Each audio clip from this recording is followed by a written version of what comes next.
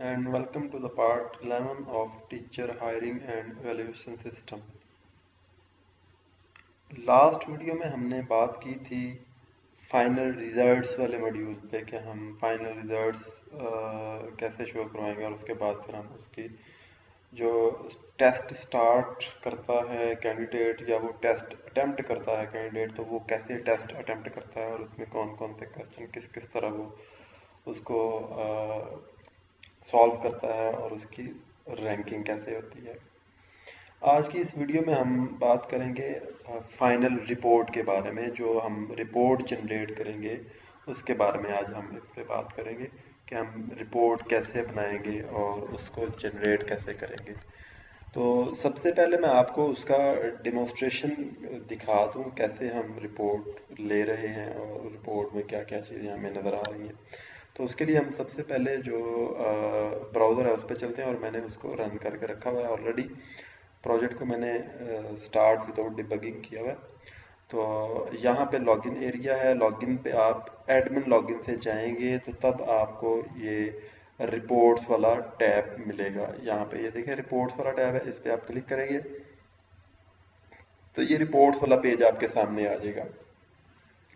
अब इस रिपोर्ट्स वाले पेज पे यहाँ पे इसका टाइटल भी लिखा हुआ है इवैल्यूएशन रिपोर्ट्स।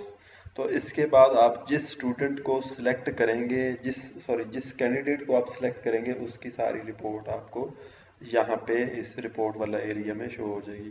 तो अभी यहाँ पे कोई भी कैंडिडेट सिलेक्ट नहीं है तो मैं इसको कैंडिडेट 1 जो है वो सिलेक्ट करता हूँ और जनरेट रिपोर्ट में जो ही क्लिक करूँगा तो इसकी ये रिपोर्ट जनरेट होगी मेरे सामने आ गई। यहाँ पे लिखा हुआ है कैंडिडेट परफॉर्मेंस एवेल्यूएशन रिपोर्ट और एक टेबल उसका ये बना है कैंडिडेट इन्फॉर्मेशन का और दूसरा परफॉर्मेंस एवेल्यूएशन का टेबल बना हुआ है और इसमें इसके सारी स्कोर लिखा हुआ है। यहाँ पे कैंडिडेट की इन्फॉर्मेशन लिखी है, नेम क्या है इसका कैंडिडेट का वो कैंडिडेट ही हमने रखा हुआ है और इसका सब्जेक्ट नेम क्या है, डेटा स्ट्रक्चर है और सब्जेक्ट का कोड जो है वो CS100 है। इसी तरह इसकी परफॉर्मेंस एवेल्यूएशन का जो टेबल है इसमें फीडबैक स्कोर जो इसका मिला हुआ है वो 54% है और जो इसका टेस्ट स्कोर है वो 33% है और इस तरह इसका जो फाइनल एवेल्यूएशन स्कोर हुआ वो इसका 44% हुआ। इन दोनों को हम जब ऐड करेंगे तो उसका फिर जो स्कोर बनेगा वो स्कोर आप यहाँ पे आपको नज़र आएगा, फाइनल एवेल्यूएशन का स्कोर जो है। तो इसकी कोडिंग कैसे है, इसको डिज़ाइन हमने कैसे किया है वो देखने के लिए हमें अपने विजुअल स्टूडियो में जाना पड़ेगा। तो चलिए हम विजुअल स्टूडियो पे चलते हैं। सबसे पहले तो आप विजुअल स्टूडियो में ये देखेंगे कि मैंने यहाँ पे 3 टैब्स खोले हुए हैं, 3 फाइल्स यहाँ पे मैंने खोली है। पहली फाइल आपको ये नज़र आएगी जो हमारे पास जनरेट रिपोर्ट का फॉर्म है। इसमें क्या है हमारे पास, एक तो हमने टाइटल लिखा हुआ है एवेल्यूएशन रिपोर्ट वाला, ये आपको जो फॉर्म नज़र आ रहा है ये फॉर्म हमने यहाँ पे ये बनाया हुआ है और इस फॉर्म के अंदर हमारे पास क्या है, एक ड्रॉप डाउन लिस्ट है कैंडिडेट्स की और एक जनरेट रिपोर्ट का बटन है, फिर उसके बाद एक रिपोर्ट व्यूअर है। तो ये रिपोर्ट व्यूअर अभी इस दफ़ा आपके पास एक नई चीज़ आपको नज़र आ रही होगी। तो ये रिपोर्ट व्यूअर हम यहाँ से रिपोर्टिंग वाला जो हमारे पास टैब है वहाँ से लेंगे। ये रिपोर्टिंग वाला टैब है, इसको आप ओपन करेंगे तो ये रिपोर्ट व्यूअर वाला आपको ऑप्शन मिलेगा। इसको आप ड्रैग करके यहाँ पे ड्रॉप कर देंगे और फिर इसको मैं इसकी विड्थ जितनी मैं इसकी चाहूँ और हाइट जितनी चाहूँ मैं कर सकता हूँ। तो उसको मैंने तकरीबन इतनी विड्थ और हाइट इसकी कर दी है। और उसके बाद इस रिपोर्ट व्यूअर की कुछ ऑप्शंस आप खुद से भी सिलेक्ट एनेबल और डिसेबल कर सकते हैं। जिस तरह मैंने यहाँ पे सिर्फ इसकी प्रिंट की और सेव की ऑप्शन जो है, एक्सपोर्ट की जो ऑप्शन है वो एनेबल की है, बाकी मैंने सारी यहाँ से डिसेबल कर दी है। तो यहाँ पे ये इसकी सारी प्रॉपर्टीज हैं जो आप यहाँ पे चेंज कर सकते हैं। यहाँ पे मैंने जो बाय डिफ़ॉल्ट ऑप्शन थी उनको जो डिसेबल किया वो ये है, एक तो शो बैक बटन को मैंने डिसेबल किया हुआ है और फिर क्रेडेंशियल प्रॉम्प्ट्स जो हैं उसको मैंने डिसेबल किया हुआ है, फिर उसके बाद शो डॉक्यूमेंट मैप बटन को मैंने डिसेबल किया हुआ है और फिर उसके बाद मैंने जो इसका शो फाइंड कंट्रोल जो है उसको मैंने डिसेबल किया हुआ है और पैरामीटर्स को डिसेबल किया हुआ है और फिर प्रॉम्प्ट एरिया बटन जो है उसको डिसेबल किया है और रिफ्रेश बटन को भी डिसेबल किया है और उसके बाद मैंने जूम कंट्रोल को भी डिसेबल किया हुआ है। बाकी चीज़ें वैसे ही बाय डिफ़ॉल्ट ही रहने दी हैं। ये वो चीज़ें हैं जिनकी हमें ज़रूरत नहीं पड़ती। अगर मैं इसको इनेबल करता हूँ तो आप यहाँ पे देखें, ये आपको ये शो जूम कंट्रोल जो है वो आपको यहाँ पे मिल जाएगा। तो ये इसकी हमें ज़रूरत नहीं है, इसके लिए मैं इसको यहाँ पे डिसेबल ही कर देता हूँ।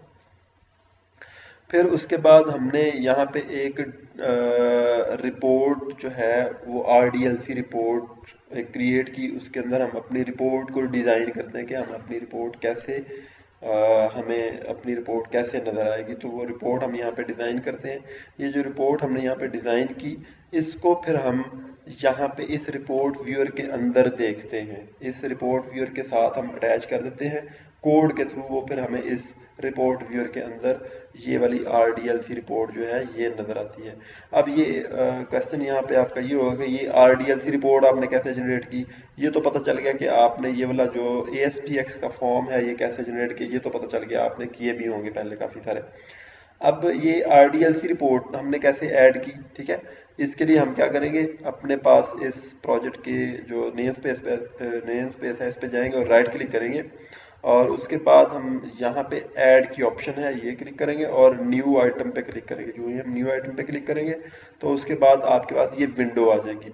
अब इस विंडो में आप रिपोर्टिंग पे क्लिक करेंगे क्योंकि हमने रिपोर्ट ऐड करनी है। और उसके बाद ये RDLC रिपोर्ट है, इस पे क्लिक करेंगे और यहाँ पे देखें आपको नेम भी शो हो जाएगा report2.rdlc।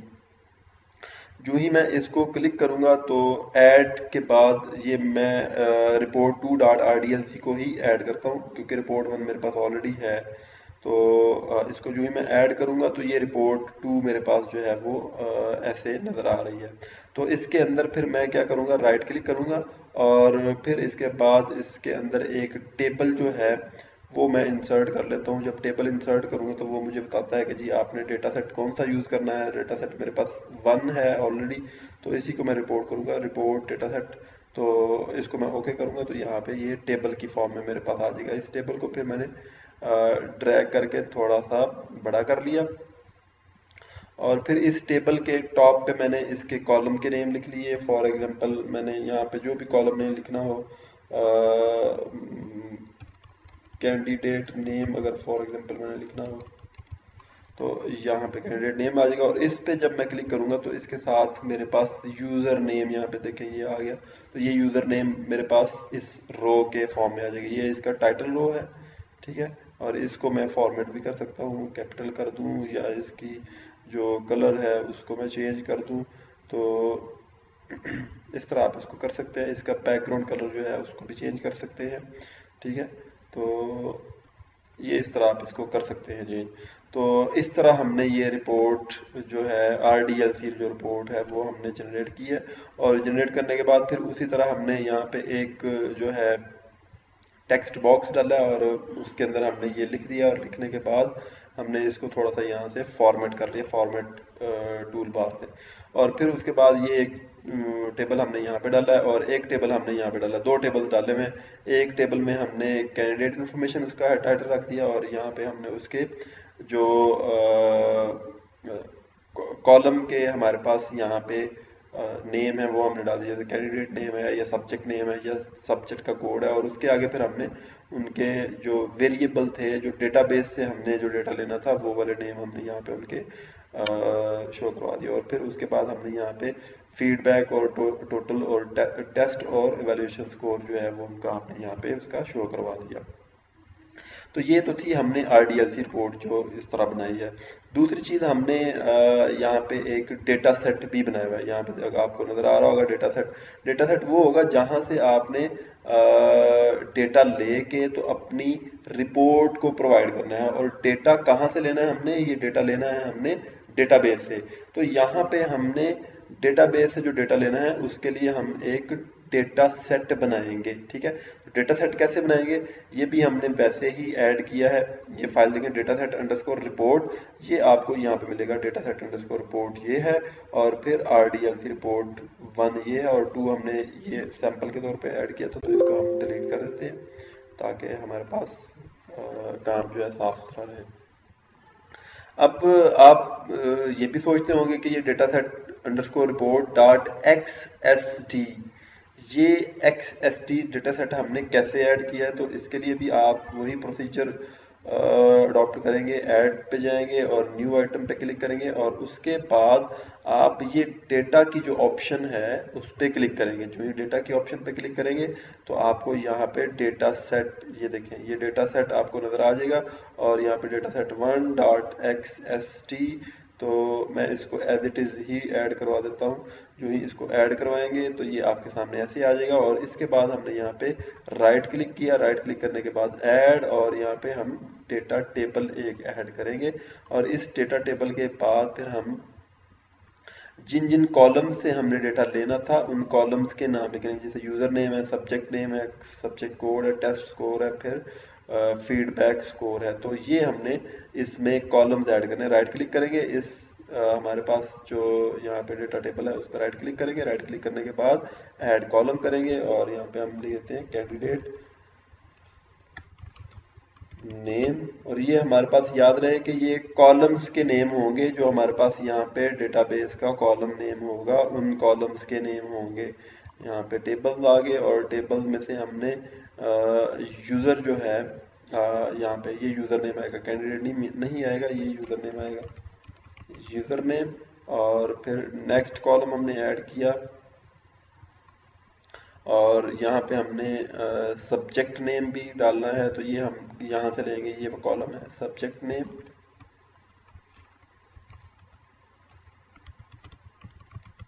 और इसी तरह फिर हम नेक्स्ट कॉलम एक और ऐड करेंगे और उसका नाम हम रखेंगे subject code.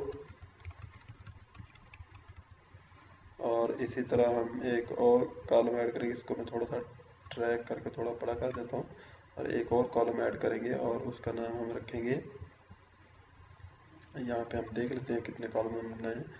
Test score, subject code, test score, subject name और फीडबैक स्कोर। टेस्ट स्कोर और फीडबैक स्कोर ये तो हमने यहाँ पे और बनाने हैं। टेस्ट स्कोर और ये टेस्ट स्कोर हमें ये टेस्ट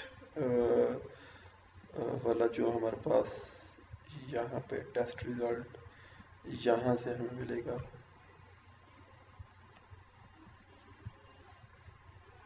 यहाँ पे इसका कहाँ पे आ गया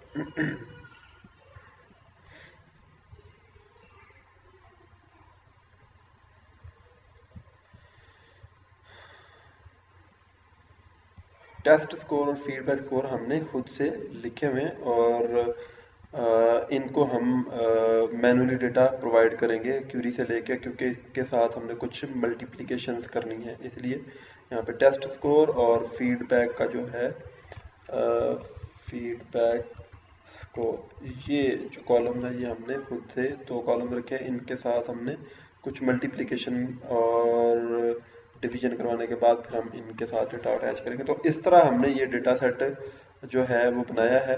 ये आपको मैंने जस्ट एक डेमो के लिए दिखाया है कि कैसे हम डेटा सेट बनाएंगे। तो ये डेटा सेट इस तरह हमने क्रिएट किया हुआ है। इसको मैं डिलीट कर देता हूँ। जो हमने अभी डेटा सेट बनाया जो हमारे पास ऑलरेडी है वही हम यूज़ करेंगे।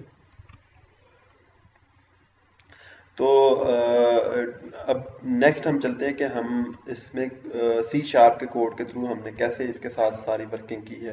तो C# के कोड पे जाने के लिए आप या तो इस बटन पे डबल क्लिक कर लें या आप राइट क्लिक करके तो व्यू कोड पे चले जाएं। तो यहाँ पे हमारे पास ये कोड है, ये थोड़ा सा कोड है हमारे पास, दो तीन इसमें फंक्शंस हैं तो उनको हम देखते हैं कि ये हमने कैसे काम किया है। सबसे पहले तो आप देखें कि यहाँ पे हमने एक एसक्यूएल कनेक्शन का ऑब्जेक्ट क्रिएट किया है, जिस तरह हम हमेशा से करते आ रहे हैं। हर पेज पे सबसे पहले हम कनेक्शन क्रिएट करते हैं, फिर उसके बाद नेक्स्ट आपके पास जो इवेंट होता है वो पेज लोड का इवेंट होता है। इसमें क्या है आपके पास यहाँ पे if is not is post back का जो कंडीशन है, उसके बाद हमने यहाँ पे एक फंक्शन कॉल किया लोड कैंडिडेट लिस्ट का। तो यहाँ पे लोड कैंडिडेट लिस्ट का जो फंक्शन है वो हमारे पास यहाँ पे है। इसको हम देखते हैं कि इसमें क्या किया हुआ है हमने। इसमें ही हमने ये किया कि कैंडिडेट जो हैं उनका यूज़र नेम और यूज़र आईडी लेके तो हमने उनको लिस्ट पे अटैच करवा दिया। यहाँ पे देख लें इस क्यूरी में क्या लिखा है हमने। क्यूरी में लिखा है हमने select user ID comma user name from table underscore user. जो यूज़र वाला टेबल है, यहाँ पे देखें जो यूज़र वाला टेबल है, इससे यूज़र आईडी और यूज़र नेम हम सेलेक्ट करवाएंगे, और उन यूज़र्स का यूज़र नेम और यूज़र आईडी हम सेलेक्ट करवाएंगे जिनका यूज़र टाइप कैंडिडेट होगा। जो कैंडिडेट वाले यूज़र्स होंगे उनको हम सिलेक्ट करवा के तो फिर हम उसको अपनी ड्रॉप डाउन लिस्ट के साथ अटैच करवाएंगे। तो उसके बाद फिर हम क्यूरी लिखने के बाद एसक्यूएल कमांड बनाई, उसके बाद फिर हमने कनेक्शन को ओपन किया, फिर हमने एक एसक्यूएल डेटा रीडर टाइप का ऑब्जेक्ट क्रिएट किया जिसका नाम हमने रीडर रखा, और उसमें हमने अपनी क्यूरी को एग्जीक्यूट करके तो उसका रिजल्ट इसमें हमने स्टोर करवा लिया। अब हमने वाइल लूप यूज़ किया। वाइल लूप हमने इसलिए यूज़ किया क्योंकि हम सारे अपने उस यूज़र वाला टेबल से उन सारे कैंडिडेट्स को एक्सेस करना चाहते हैं, उन सारे यूज़र्स को एक्सेस करना चाहते हैं जो जिनकी टाइप जो है वो कैंडिडेट है।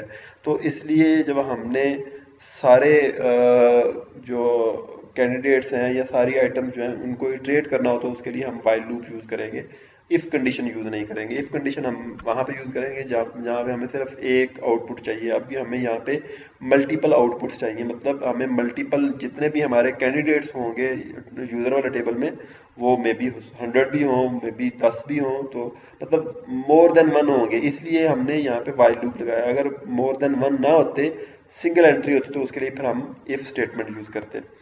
तो वाइल लूप के अंदर फिर हम उसकी बॉडी में देखते हैं कि उसमें हमने उसी तरह ही एक लिस्ट आइटम का ऑब्जेक्ट क्रिएट किया जिसका नाम हमने आइटम रखा है, और इसका जो पहला टेक्स्ट वाला जो फील्ड है उसको हमने यूज़र नेम पास किया है, और जो इसकी वैल्यू है लिस्ट आइटम की उसको हमने यूज़र का जो आईडी है वो पास किया हुआ है। उसके बाद फिर हमने इसको आइटम को अटैच करवा दिया है, ऐड करवा दिया है ड्रॉप डाउन लिस्ट के अंदर, और फिर हमने डेटाबेस के साथ इस ड्रॉप डाउन लिस्ट को बाइंड भी करवा दिया, फिर कनेक्शन को क्लोज करवा दिया। तो यहाँ पे ये इतना काम तो हमारे पास ये लोड कैंडिडेट लिस्ट का काम फंक्शन जो है वो कर रहा था। नेक्स्ट हमारे पास जो काम है वो है बटन क्लिक का। जब हम बटन को क्लिक करेंगे सिलेक्ट करने के बाद कैंडिडेट को, तो फिर क्या होगा, जब हम बटन को क्लिक करेंगे तो गेट रिपोर्ट डेटा वाला जो फंक्शन है वो कॉल होगा। तो गेट रिपोर्ट डेटा वाला फंक्शन हमने ये लास्ट पे बनाया हुआ है। तो इसको हम ओपन करते हैं कि इसमें हमने क्या लिखा हुआ है। इसमें हमने एक क्यूरी लिखी है, जो क्यूरी हमारे पास काफ़ी लंबी चौड़ी है, और इस क्यूरी में हमने 2 या 3 टेबल्स को ज्वाइन भी किया होगा यकीनन। इस क्यूरी को हम देख लेते हैं। क्यूरी में क्या है, क्यूरी में हमने सेलेक्ट किया है कौन कौन सा कॉलम, जो यूज़र का टेबल है उसमें से यूज़र नेम, और जो सब्जेक्ट का टेबल है उसमें से सब्जेक्ट नेम, और जो सब्जेक्ट का टेबल है उसमें से सब्जेक्ट कोड, और फिर रिजल्ट के टेबल में से ऑब्टेन्ड मार्क्स, और फिर उसके बाद उसको ऑब्टेन्ड मार्क्स को हमने फिर 100 से मल्टीप्लाई कर दिया, और फिर डिवाइड कर दिया है table result dot total marks. फिर हमने टोटल मार्क्स है उसको डिवाइड कर दिया है, और उसको हमने एज ए टेस्ट स्कोर यहाँ पे अडॉप्ट किया हुआ है। ये टेस्ट स्कोर हमारे पास कॉलम का नेम है जो हमने यहाँ पे, आप अगर देखें डेटा सेट के अंदर, यहाँ पे टेस्ट स्कोर के नाम से हमने कॉलम का नेम यहाँ पे यूज़ किया हुआ है। तो ये कॉलम का नेम हमने यहाँ से यूज़ किया हुआ है, ठीक है। तो क्यूरी के अंदर जो हमने कॉलम्स यूज़ किए होंगे वही कॉलम्स आप डेटा सेट के अंदर प्रोवाइड करेंगे। फिर नेक्स्ट अगर आप देखें तो हमने सम लिया हुआ है फीडबैक के जो क्वेश्चंस हैं, फीडबैक टेबल के अंदर जो क्वेश्चंस हैं उनका सम लिया हुआ है। यहाँ पे देखें, ये इसी वजह से क्यूरी ज़्यादा लंबी हुई है क्योंकि हमने इसमें मल्टीप्लिकेशन और एडिशन इसी क्यूरी के अंदर कर दिया, हमने उसको अलग से नहीं किया। तो यहाँ पे इन सब का सम करने के बाद इनको आपस में हमने ऐड किया है। ऐड करने के बाद फिर हमने इसको 100 से मल्टीप्लाई किया है, और फिर उसके बाद हमने काउंट करवाया है कि हमारे पास टोटल फीडबैक्स कितने हैं, ठीक है। और उसको फिर हमने 55 से मल्टीप्लाई कर दिया। 55 से मल्टीप्लाई इसलिए किया है क्योंकि हमारे पास मैक्सिमम जो टोटल नंबर ऑफ क्वेश्चन हैं वो 11 है, और हर क्वेश्चन का मैक्सिमम जो रेट है वो 5 है। तो इसलिए 11 इंटू 5 ये 55 बन जाता है, ठीक है। यहाँ पे मैं आपको दोबारा फिर उसी तरह कर देता हूँ *5। टोटल हमारे पास जो क्वेश्चन हैं वो 11 है, और हर क्वेश्चन का मैक्सिमम जो है वो हमारे पास रेट है 5, मतलब मैक्सिमम 5 मार्क्स हैं एक क्वेश्चन के। फिर इसको हमने एज फीडबैक स्कोर लिख दिया। और यहाँ पे भी आप अगर देखें तो हमने इसको फीडबैक स्कोर लिखा हुआ है, हालांकि ये फीडबैक स्कोर के नाम से यहाँ पे कहीं पे भी कॉलम नहीं है, लेकिन हमने यहाँ पे इस कॉलम का नेम सारी ये मल्टीप्लिकेशन करके तो इस कॉलम को एक नेम दे दिया है जिसका जो है फीडबैक स्कोर। तो यही फीडबैक स्कोर का जो कॉलम है ये हमने यूज़ किया अपने डेटा सेट के अंदर। फिर हमने यहाँ पे फ्रॉम लिखा, ये सारे कॉलम्स 3-4 हमने बना के उनको क्यूरी में यूज़ किया है। और उसके बाद फिर हमने लिखा है फ्रॉम टेबल अंडरस्कोर सब्जेक्ट, और इनर जॉइन हमने किया है किसके साथ, टेबल अंडरस्कोर रिजल्ट, और यहाँ पे उनके प्राइमरी और फॉरेन कीज के साथ हमने उनकी ज्वाइनिंग की है। फिर एक और हमने ज्वाइन लगाया है inner join table underscore feedback on table underscore user dot user ID, और यहाँ पे हमने 3 टेबल्स को ज्वाइन किया है। एक टेबल है हमारे पास सब्जेक्ट का, दूसरा टेबल है हमारे पास रिजल्ट का, टेस्ट रिजल्ट का, तीसरा टेबल है हमारे पास फीडबैक का। तो इन 3 टेबल्स को ज्वाइन करके इन 3 टेबल से हमने डेटा लिया है। जितने टेबल से हमने डेटा लेना होगा उतने ही टेबल को हम ज्वाइन करेंगे, तो तब वो उन टेबल से डेटा आएगा। अगर एक टेबल से ज़्यादा टेबल में से डेटा आपने लेना है तो उसके लिए आपको उन टेबल्स को ज्वाइन करना पड़ेगा। तो इसलिए हमने भी, क्योंकि 3 टेबल से डेटा लेना था तो तीनों को हमें ज्वाइन करना पड़ा। फिर उसके बाद वेयर क्लास हमने यूज़ किया। वेयर क्लास में क्या है हमारे पास, उस कैंडिडेट का हम डेटा लेंगे जिसका हम आईडी इसको प्रोवाइड करेंगे, और फिर हमने ग्रुप बाई उसको यूज़ किया, ग्रुप बाई यूज़र नेम और सब्जेक्ट नेम, और उसकी जो ग्रुपिंग है वो यूज़र नेम, सब्जेक्ट कोड, और फिर टोटल मार्क्स और ऑब्टेन्ड मार्क्स के हिसाब से उसकी जो ग्रुपिंग है वो कर दे। नेक्स्ट फिर हमने एसक्यूएल कमांड एक बनाई, उसको हमने क्यूरी और कनेक्शन दोनों चीज़ें एज ए पैरामीटर पास कर दिए। फिर नेक्स्ट लाइन पे हमने जो पैरामीटर था क्यूरी का वो इसको प्रोवाइड किया है। वो पैरामीटर था हमारे पास यहाँ पे यूआईडी, मतलब यूज़र आईडी। तो ये यूज़र आईडी हमने कहाँ से लिया है, ये हमने कैंडिडेट वाली ड्रॉप डाउन लिस्ट से लिया है, और उस कैंडिडेट ड्रॉप डाउन लिस्ट जो है उसकी जो वैल्यू है, जो यूज़र का आईडी जिसमें हमने स्टोर करवाया वो वैल्यू हमने लेके तो इस पैरामीटर को प्रोवाइड कर दिया है। फिर नेक्स्ट हमने डेटा अडाप्टर के नाम से एक एसक्यूएल डेटा अडाप्टर का ऑब्जेक्ट बनाया है, और उसको हमने क्या किया है, एक क्यूरी पास कर दी है। और नेक्स्ट फिर हमने एक डेटा टेबल का ऑब्जेक्ट बनाया है, और इसको हमने इनिशियलाइज भी कर दिया है। ठीक है, इसका कंस्ट्रक्टर कॉल किया तो इसका हमारा ये जो ऑब्जेक्ट है ये क्रिएट हो गया डेटा टेबल का। और इसके बाद फिर हमने यहाँ पे जो डेटा अडाप्टर है वो यूज़ किया है किसका, इस डेटा अडाप्टर का, और इसको हमने फिल किया है डेटा टेबल के साथ। मतलब इस डेटा अडाप्टर के अंदर हमारे पास जो क्यूरी एग्जीक्यूट हमने की, कमांड एग्जीक्यूट हमने की, उसका जो रिजल्ट था वो इस डेटा अडाप्टर के अंदर आ गया। अब इस डेटा अडाप्टर का जो रिजल्ट है, जो इसके अंदर डेटा है, वो हमने इस डेटा टेबल के अंदर स्टोर करवाना है। तो उसके लिए हमने क्या किया, डेटा अडाप्टर डॉट फिल का मेथड यूज़ किया, और जिस डेटा टेबल के अंदर हमने डेटा स्टोर करवाना है उस डेटा टेबल का इसको हमने ऑब्जेक्ट नेम पास कर दिया। फिर उसके बाद यहाँ पे हमने रिपोर्ट व्यूअर की कुछ सेटिंग्स की। इसमें सबसे पहले तो हमने क्या किया, रिपोर्ट व्यूअर 1, यहाँ पे अगर आप देखें तो यहाँ पे ये रिपोर्ट व्यूअर जो है इसका आईडी क्या है, रिपोर्ट व्यूअर 1। अगर आप इसकी प्रॉपर्टीज में जाएं तो यहाँ पे देखें इसका जो आईडी है रिपोर्ट व्यूअर 1। तो इसी रिपोर्ट व्यूअर की आईडी को एक्सेस करके तो हमने इसकी सारी सेटिंग की है इस रिपोर्ट व्यूअर की, ताकि हमें यहाँ पे अपनी रिपोर्ट विजिबल हो, शो हो। तो report viewer 1 dot processing mode, अब पहले हमने उसका प्रोसेसिंग मोड सेट किया, तो प्रोसेसिंग मोड हमने उसका रखा लोकल। फिर नेक्स्ट हमने कहा कि जी report viewer 1 dot local report dot report path, मतलब जो हमारी लोकल रिपोर्ट है उसका पाथ क्या होना चाहिए। तो यहाँ पे हमने उसको पाथ दिया, कौन सा, अपनी जो RDLC रिपोर्ट थी उसका पाथ दिया। पाथ देने के लिए हम क्या करते हैं, सर्वर डॉट मैप पैथ, और इसको एज ए पाथ हमने उस RDLC रिपोर्ट का नेम दे दिया। तो यहाँ पे हमारे पास RDLC का रिपोर्ट का नेम क्या है, रिपोर्ट 1 डॉट RDLC। तो यही रिपोर्ट 1 डॉट RDLC हमने यहाँ पे इसको नाम दे दिया। फिर हमने कहा कि जी इस रिपोर्ट व्यूअर 1 जो है इसका जो लोकल रिपोर्ट है इसका डेटा सोर्सेज को क्लियर कर दो, जितने भी डेटा सोर्सेज इसके साथ पहले अटैच हैं उनको ख़त्म कर दो, क्योंकि हमने नया डेटा सोर्स इसके साथ अटैच करवाना है। तो हमने ये इसलिए किया ताकि हमें पुराना डेटा दोबारा शो ना हो, पुराना डेटा सारा क्लियर हो जाए और नया डेटा हमें शो हो, इसलिए हमने यहाँ पे क्लियर का फंक्शन जो है वो कॉल किया। फिर नेक्स्ट हमने report viewer one dot local report dot data sources dot add, फिर नेक्स्ट हमने जब डेटा सोर्सेज उसके पुराने सारे रिमूव कर दिए, क्लियर कर दिए, तो नेक्स्ट हमने जो नया डेटा सोर्स है हमारा वो हमने ऐड भी करवाना है, तो उसके लिए हमने ऐड का फंक्शन कॉल किया और इसको हमने न्यू डेटा सोर्स के तौर पे अपना जो डेटा सेट वन है वो हमने इसको प्रोवाइड कर दिया और वो हमारा डेटा सेट वन जो है वो है एज ए डेटा टेबल। तो ये जो डेटा टेबल है इसको हमने as a data set one जो अपना है उसको प्रोवाइड हमने कर दिया। फिर नेक्स्ट हमने इस रिपोर्ट व्यूअर वन को रिफ्रेश किया तो हमारा जो डेटा है वो हमारे सामने उस तरह रिपोर्ट के अंदर शो होगा जिस तरह ये हमारे सामने ये शो हो रहा है।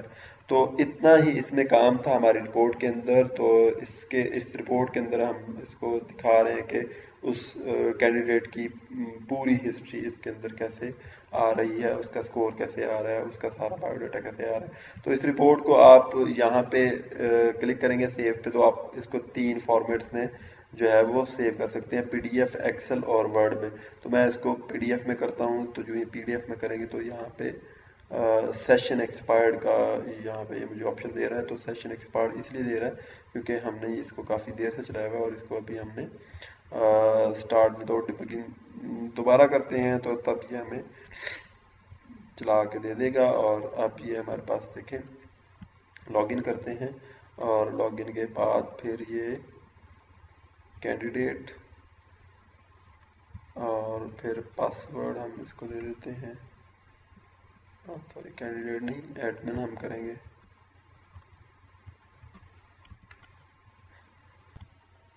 एडमिन करने के बाद हम फिर इसको रिपोर्ट्स पे क्लिक करेंगे।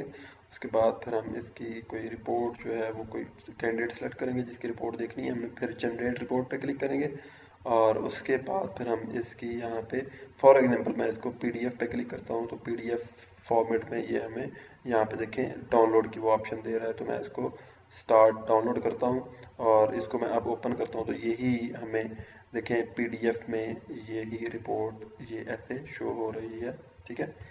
तो इस तरह हम इसमें अपनी रिपोर्ट देखें, ये दूसरा उसका पेज उसके इसमें आ रहा है। तो इस तरह हम अपनी रिपोर्ट जो है वो प्रिंट करवा सकते हैं, उसको पीडीएफ में स्टोर करवा सकते हैं, आप इसको एक्सेल में भी करवा सकते हैं, आप इसको वर्ड में भी करवा सकते हैं। ये यहाँ पे ऑप्शनल है, यहाँ पे तीनों ये ऑप्शंस हमें दे रहा है। तो आई थिंक आपको इसकी समझ आ गई होगी और आज की वीडियो हमारी कोशिश थी कि छोटी ही रहे ताकि आप लोग इसको समझते वक्त बोर ना हो। तो ये हमारी आज लास्ट वीडियो थी, हमारा लास्ट मॉड्यूल था जो यहाँ पे हमने इसको कंप्लीट कर लिया है। और हमने अबाउट इसमें तो कुछ भी नहीं है, ये हमने टेस्ट फेज वाले दौर में ही इसको सारा कवर कर लिया था। और कनेक्शन क्लास में भी कुछ भी नहीं है, एक जस्ट हमने कनेक्शन की जो स्ट्रिंग है वो यहाँ पे सेव की है। क्रिएट लॉगिन भी हमने देख लिया था पहले और फिर क्रिएट टेस्ट भी हमने देख लिया था जब हम अपने टेस्ट फेज की तैयारी कर रहे थे। और इसकी वीडियोस इसी लिस्ट में आपके पास अवेलेबल होंगी और वो आप देख सकते हैं। और उसके बाद डिफ़ॉल्ट में हमारे पास कुछ भी नहीं है, जस्ट हमने इंट्रोडक्शन उसका लिखा हुआ है। और इसी तरह फीडबैक को भी हमने देख लिया है, फाइनल रिजल्ट वाला पेज भी हमने देख लिया है और जनरेट रिपोर्ट वाला भी हमने देखा है। फिर लॉगिन वाला भी हमने ऑलरेडी इसको देख चुके हैं और स्टार्ट टेस्ट को भी हमने रिसेंटली कवर किया है। और बाकी ये report one dot R D L C है, इसको भी आज हमने देखा है। और फिर data set underscore report dot X S T, ये भी आज हमने इसको देखा है कि ये हमने कहाँ से बनाए हैं। फिर उसके बाद यहाँ पे एक फोल्डर है स्टाइल्स का, इसके अंदर हमने कुछ ये चीज़ें रखी हैं। ये पिक्चर्स हैं, ये पिक्चर्स हमने यूज़ तो खैर नहीं की, लेकिन आप इनको यूज़ करके तो अपने डेटा पेज का स्टाइल जो है वो डिफरेंट कर सकते हैं। तो यहाँ पे स्टाइल आप देख सकते हैं कि यहाँ पे मैंने जस्ट कलर यूज़ किया हुआ है और ये कलर जो है ये light green, dark green shade है इसमें कुछ। तो ये सारा कुछ हमें इस site dot C S S की जो फाइल है, ये स्टाइलिंग की फाइल है, ये मैं आपको खोल के दिखा देता हूँ एक दफ़ा। तो इस फाइल के अंदर हमने ये बाय डिफ़ॉल्ट बिल्ट इन पहले से बनी हुई फाइल है, इसके अंदर जस्ट हमने कलर्स की चेंजेस की है, बाकी हमने इसमें कुछ भी नहीं किया। जिस तरह बैकग्राउंड का कलर जो था वो कुछ और था, तो हमने इसको कुछ और कर दिया है। इसी तरह हेडर का आपको जो ग्रीन कलर नज़र आ रहा है, तो वो हेडर का जो ग्रीन कलर है वो मैंने यहाँ से वो चेंज किया है लीनियर ग्रेडियंट से। और इसी तरह बैकग्राउंड जो है वो मैंने यहाँ पे इसका चेंज कर दिया है। तो इस तरह आप भी इसके जो स्टाइल है उसको चेंज कर सकते हैं। बाकी स्क्रिप्ट में हमने कुछ भी नहीं लिखा। और अकाउंट का जो फोल्डर है इसमें अभी हमारे पास कुछ नहीं है, और इसको हम डिलीट कर देंगे और इसकी हमें ज़रूरत नहीं है। तो बाकी जो फाइल्स हैं वो ऑलरेडी हमने डिस्कस्ड की हैं। और ये साइट डॉट मास्टर की जो फाइल है इसके अंदर हमने ये जब हमने टेस्ट फेज शुरू किया था तो उसमें हमने इसको बनाया भी था, और ये वही फाइल है, अभी तक वही चल रही है, इसमें हमने नई चीज़ कोई भी नहीं डाली। तो ये तब भी हमने इसको काफ़ी डिटेल से देखा था कि इसको हमने क्या करना है और कैसे हम इसके टैब्स डाल सकते हैं। तो यहाँ पे हमने इसके जो टूल बार्स हैं, जो इसकी नेविगेशन बार्स हैं, वो हर यूज़र के लिए अलग अलग से हमने दी है। ये पहली जो है ये एडमिन के लिए है, और ये दूसरी जो नेविगेशन बार है ये हमारे पास टीचर के लिए है, और तीसरी जो है ये हमारे पास कैंडिडेट के लिए है, और चौथी हमारे पास गेस्ट के लिए है, और पांचवी हमारे पास जो नॉन लॉगिन यूज़र है उसके लिए नॉर्मली जो जब आपके सामने पेज आएगा तो उसके लिए आपको नॉर्मली यही नेविगेशन बार नज़र आएगा। और ये जो एरिया आपको नज़र आ रहा है वाइट वाइट, यहाँ पे हमने अपना जो हेडर है वो सेट किया हुआ है। उसके बाद ये इस पेज की बॉडी आती है, और नेक्स्ट फिर उसका हेडर फुटर आता है। तो इस तरह हमारे पूरा जो प्रोजेक्ट है इसकी कोडिंग आज कंप्लीट हो गई है। तो आप इसकी तैयारी करें और इसको अच्छे से प्रिपेयर करें, और आपका पूरे इस प्रोजेक्ट में से अभी वाइवा होगा, उसके बाद फिर आपका एक और वाइवा होगा। उस वाइवा में आपको इस वाइवा में आपको पास होना ज़रूरी है। आप नेक्स्ट वाइवा देने के लिए, अगर आप इसमें पास नहीं होंगे तो नेक्स्ट वाइवा नहीं दे सकेंगे। इसलिए आप नेक्स्ट वाइवा को अभी ध्यान में ना रखें, अभी ये वाइवा जो है वो उसकी आप तैयारी करें, और पूरे प्रोजेक्ट में से आपका इसमें से वाइवा होगा। ठीक है जी, फिर इजाज़त चाहते हैं, और नेक्स्ट फिर मिलेंगे। जब आपको कोई चीज़ की प्रॉब्लम हो तो आप उसको पूछ सकते हैं, व्हाट्सएप ग्रुप पे पूछ सकते हैं, या वीडियो में कमेंट करके पूछ सकते हैं। तो आई विल इंशाल्लाह रिप्लाई सून एज पॉसिबल। ठीक है जी, ओके जी, अल्लाह हाफिज़।